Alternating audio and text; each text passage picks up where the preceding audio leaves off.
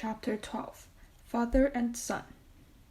Monsieur Noirtier, for it was indeed he who entered, followed with his eyes the servant until he had closed the door, and then, fearing, no doubt, that he might be overheard in the antechamber, he opened the door again. Nor was the precaution useless, as appeared from the rapid retreat of Germain, who proved that he was not exempt from the sin who ruined our first parents.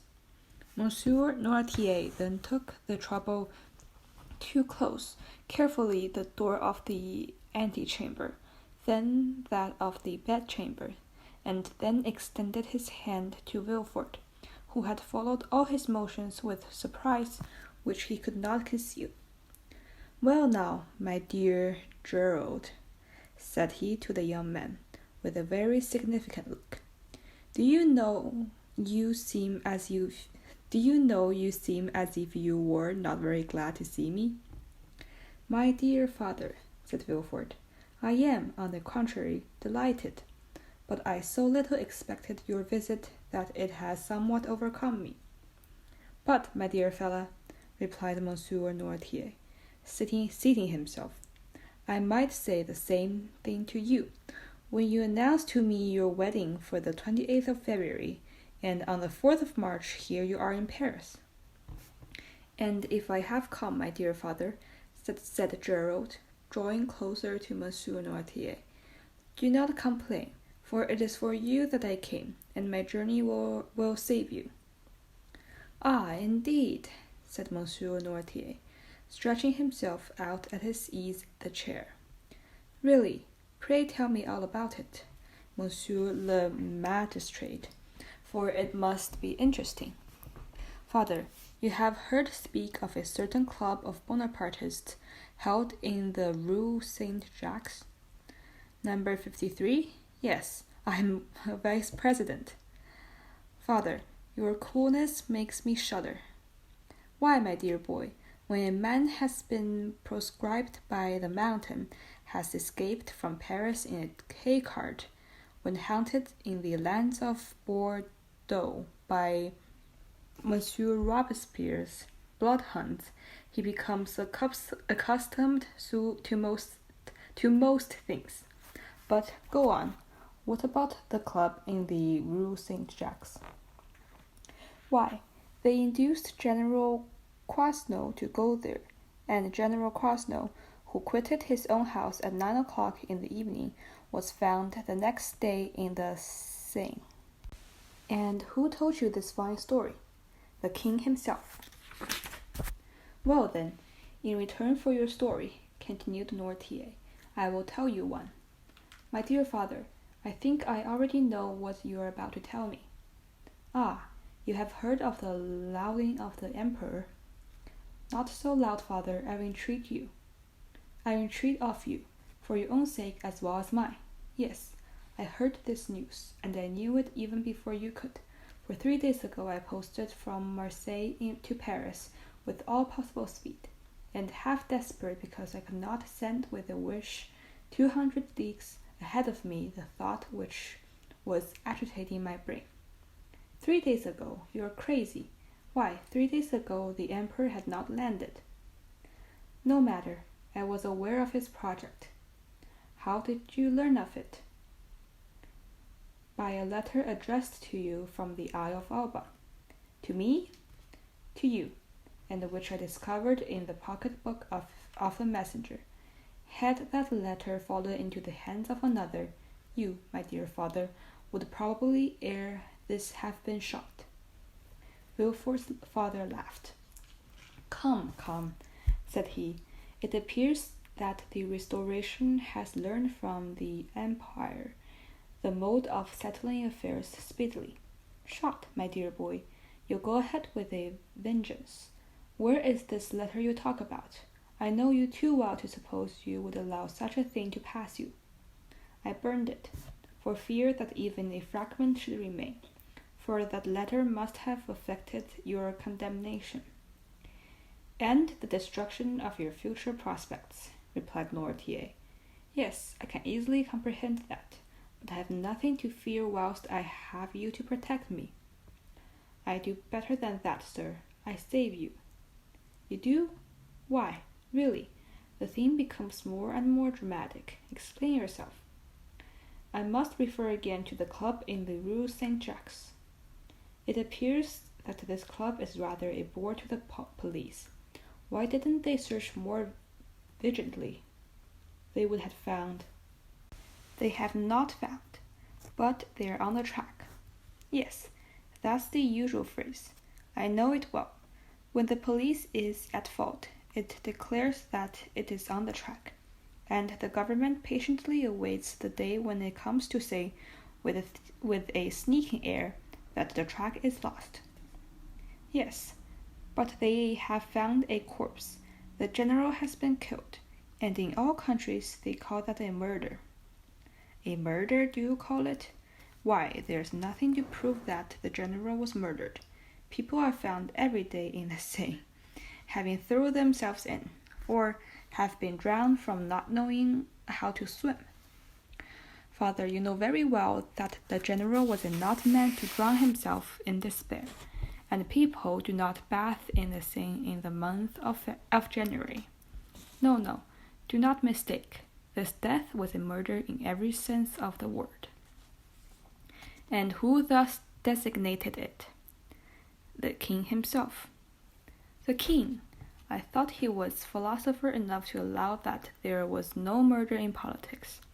In politics, my dear fellow, you know as well as I do, there are no men, but ideas, no feelings, but interests.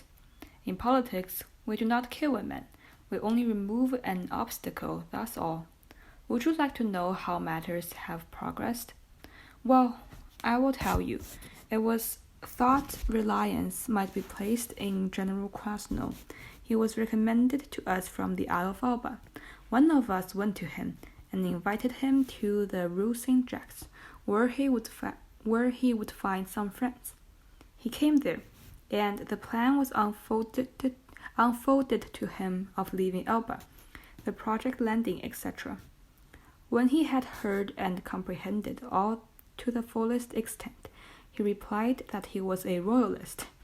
Then all looked at each other. He was made to take an oath, and did so, but with such an ill grace that it was really tempting Providence to swear thus. And yet, in spite of that, the general was allowed to depart free, perfectly free. Yet he did not return home.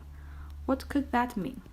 Why, my dear fellow, that on leaving us he lost his way, that's all. A murder, really, Villefort, you surprise me. You, a deputy procureur, to found such an accusation on such bad premises. Did I ever say to you, when you were fulfilling your character as a royalist, and cut off the head of one of my party, my son, you have committed a murder? No, I said.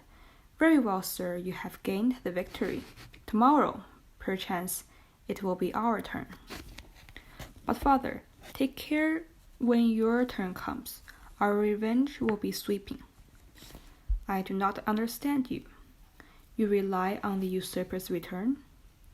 We do. You are mistaken. He will not advance 2 leagues into the interior of France without being followed, tracked, and caught like a wild beast. My dear fellow, the emperor is at this moment on the way to Grenoble. On the 10th or 12th, he will be at Lyons, and on the 20th or 25th at Paris. The population will rise. Yes, to go and meet him.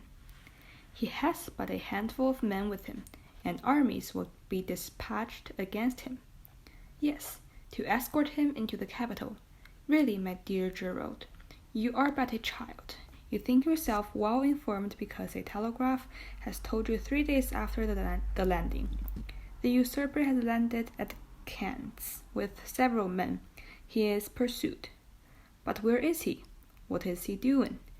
You do not know well, and in this way they will pursue him to Paris without drawing a trigger. Grenoble and Lyons are faithful cities. and will oppose to him an impassable barrier. Grenoble will open her gates to him with enthusiasm. All Lyons will hasten to welcome him. Believe me, we are as well informed as you, and our police is as good as your own. Would you like a proof of it? Wow, you wished to conceal your journey from me, and yet I knew of your arrival half an hour after you had passed the barrier.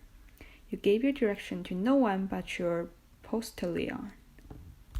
Yet I have your address, and in proof I am here the very instant you are given to sit at the table.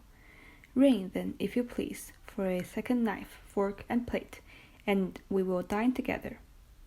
Indeed, replied Villefort, looking at his father with astonishment. You really do seem very well informed. Huh? The thing is simple enough. You who are in power have only the means that money produces. We who are in expectation have those which devotion prompts. Devotion, said Villefort with a sneer. Yes, devotion, for that is, I believe, the phrase for hopeful ambition. And Villefort's father extended his hand to the bell-rope to summon the servant whom his son had not called. Villefort arrested his arm. Wait, my dear father, said the young man. One other word. Say it. However ill-conducted is the royalist police, they yet know one terrible thing. What is that? The description of the man who, on the morning of the day when General Crosno disappeared, presented himself at his house. Oh, the admirable police have found that out, have they? And what may be that description? Brown complexion, hair, eyebrows, and whiskers black. Blue frock coat, buttoned up to the chin. Rosette of an officer of the Legion of Honor in his buttonhole. A hat with a wide brim, and a cane. Ah, that is it, said Noirtier. And why, then, have they not laid hands on the individual? Because yesterday or the day before, they lost sight of him at the corner of the Rue Coq Heron. Didn't I say your police was good for nothing? Yes, but still it may lay hands on him. True, said Noirtier, looking carelessly around him. True, if this individual were not warned as he is, he added with a smile, he will constantly change looks and costume. At these words, he rose and put off his frock coat and cravat, went toward the table on which lay all the requisites of the toilet for his son, lathered his face, took a razor and, with a firm hand, cut off the whiskers that might have compromised him, and gave the police so decided a trace.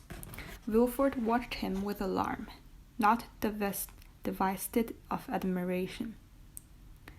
His whiskers cut off, Noirtier gave another turn to his hair, took, instead of his black cravat, a colorful neckerchief which lay at the top of an open portmanteau, put on, in lieu of his blue and high-buttoned frock coat, a coat of Villefort's, of dark brown, and cut away in front, tried on before the glass a narrow-brimmed hat of his son's, which appeared to fit him perfectly, and leaving his cane in the corner where he had deposited it, he made to whistle in his powerful hand a small bamboo switch, which the dandy deputy used when he walked, and when aided in giving him that easy swagger which was one of his principal characteristics. Well, he said, turning toward his wondering son, when this disguise was completed. Well, do you think your police will recognize me now? No, father, stammered Villefort. At least, I hope not. And now, my dear boy, continued Noirtier, I rely on your prudence to remove all the things which I leave in your care. Oh, rely on me, said Villefort. Yes, and now I believe you are right, and that you have really saved my life. But be assured I will return the obligation to you hereafter. Villefort shook his head. "You're not convinced yet. I hope, at least, that you may be mistaken. Shall I see the king again?" "Shall you see the king again?" "Perhaps. Would you pass in his eyes for a prophet?" "Prophets of evil are not in favor at the court, father." "True, but some day they do them justice, and, supposing a second restoration, you would then pass for a great man." "Well, what should I say to the king?" "Say this to him: Sire, you are deceived as to the feeling in France, as to the opinion of the towns, and the prejudices of the army. He whom in Paris you call the ogre of Corsica, who at Nevers is styled the usurper, is already saluted as Bonaparte at Lyons and Emperor at Grenoble. You think he is tracked, pursued, captured. He is advancing as rapidly as his own eagles. The soldiers you believe dying with hunger, worn out with fatigue, ready to desert, increased like atoms of snow about the rolling ball which hastened onward. Sire, go, leave France to its real master, to him who did not buy, but acquired it. Go, sire, not that you incur any risk, for your adversary is powerful enough to show you mercy, but because it would be humiliating for a grandson of Saint Louis to owe his life to the men of Arcola, Marengo, Austerlitz.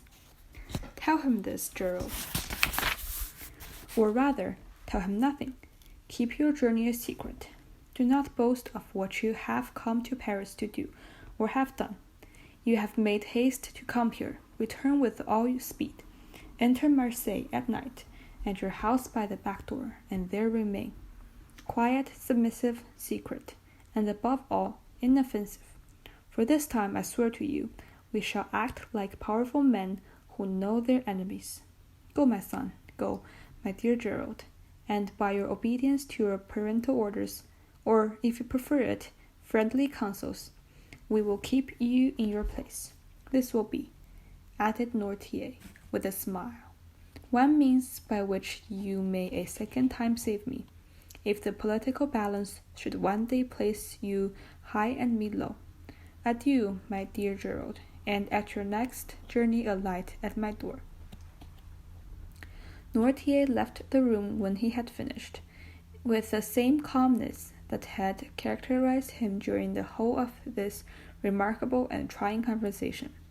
Villefort, pale and agitated, ran to the window, put aside the curtain, and saw him pass, cool and collected, by 2 or 3 ill-looking men at the corner of the street, who were there perhaps to arrest a man with black whiskers and a blue frock coat, and hat with broad brim. Villefort stood watching, breathless, until his father had disappeared at the Rue Bussy. Then he turned to the various articles he had left behind him, put at the bottom of his portmanteau his black cravat and blue frock coat, threw the hat into a dark closet, broke the cane into small bits and flung it in the fire, put on his traveling cap, and, calling his valet, checked with a look the 1,000 questions he was ready to ask, paid the bill, sprang into his carriage, which was ready, learned at Lyons and that Bonaparte had entered Grenoble, and in the midst of the tumult which prevailed along the road, at length reached Marseille, a prey to all the hopes and fears which enter the heart of man with ambition and its first successes.